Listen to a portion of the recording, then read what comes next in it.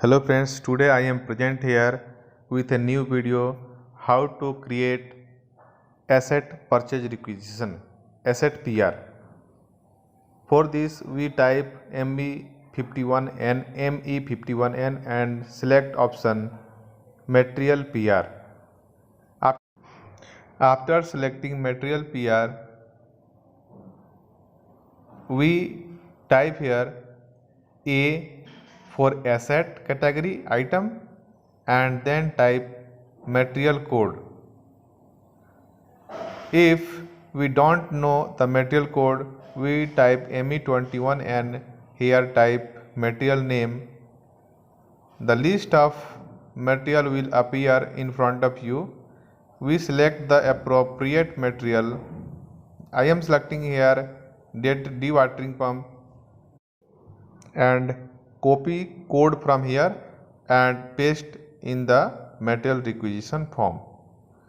Type here, I am pasting, Ctrl V and type the quantity here, and now plant and store location already selected here. You have to select your plant code and store location and then purchase group.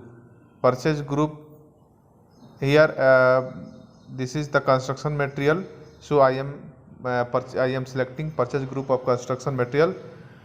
You select as per your company rules. Now here I type the asset code. Asset code means I have generated already a asset code.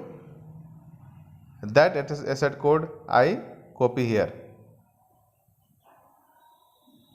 This is the equipment and asset for the company, so we need to type asset code. If after pasting the asset code, we type here the value of the asset.